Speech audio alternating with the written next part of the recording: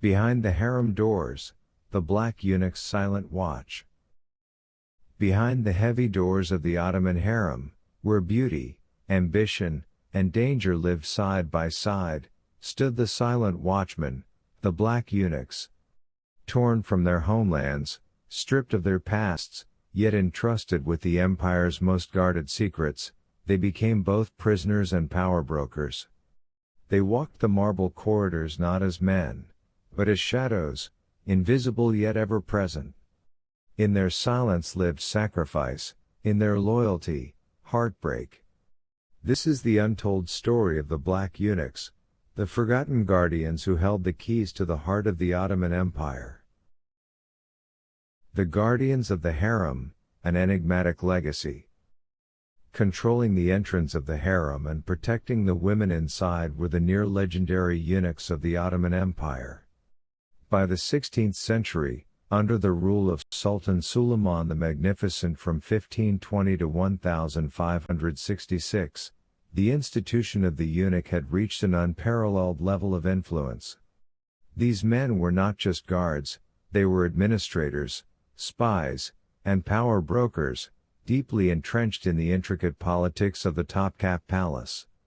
Their presence in the palace was a continuation of an age-old tradition, one that existed in Byzantine, Persian, and even pre-Islamic Arabian societies.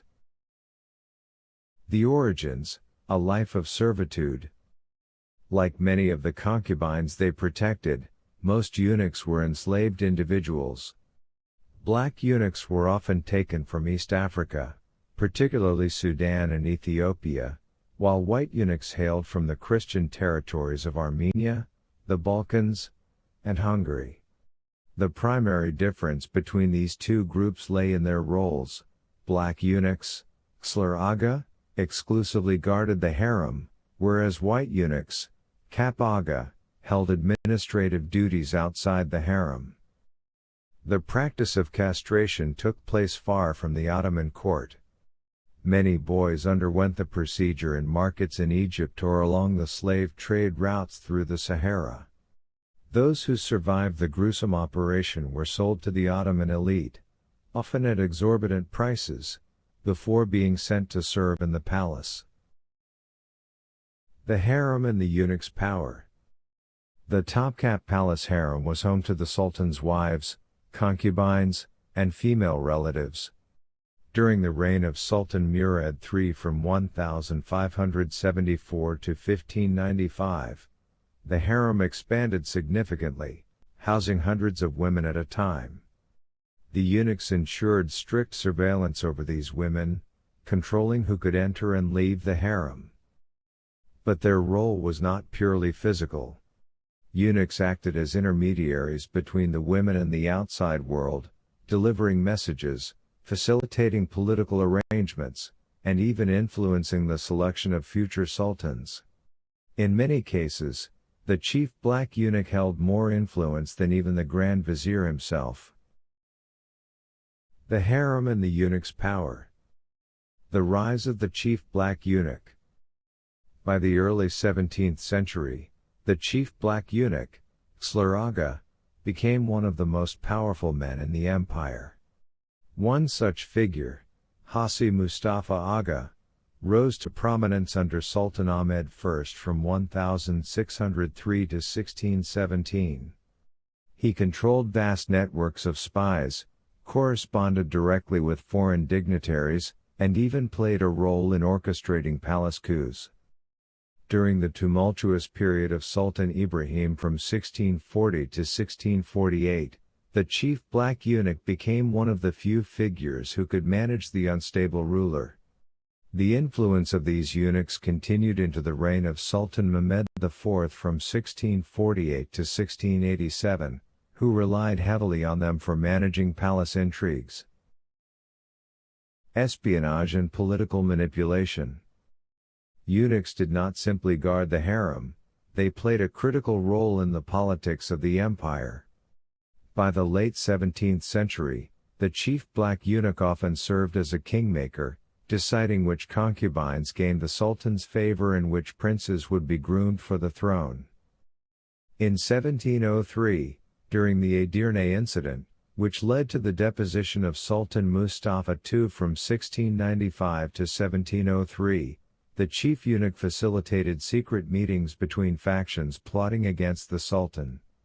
Their control over the harem granted them unparalleled access to state secrets, making them one of the most formidable factions within the court.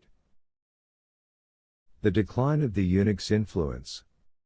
As the empire modernized under Sultan Mahmud II from 1808 to 1839, the role of the eunuchs began to wane.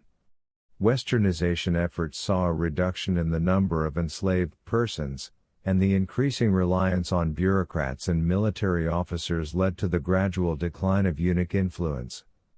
By the mid-19th century, during the Tanzimat reforms, the number of eunuchs in the palace had significantly decreased. Despite their diminished role, the eunuchs remained in the imperial palace until the very end of the Ottoman Empire in 1922. The last chief Black Eunuch, Hassi Ali Aga, saw the final dissolution of the harem as the empire collapsed, bringing an end to centuries of harem politics. Legends and myths surrounding the eunuchs. Over the centuries, the eunuchs became figures of legend. Some chroniclers accused them of harboring dark secrets and engaging in hidden romances within the palace walls. There were even tales of certain eunuchs finding ways to reverse their castration through secretive medical procedures, a claim largely dismissed by modern historians.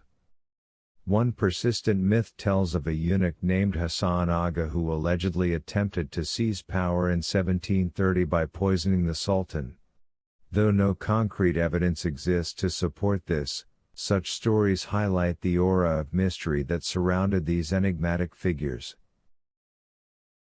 The legacy of the Ottoman eunuchs. Though their era has long passed, the influence of Ottoman eunuchs can still be seen in modern Turkish history and culture.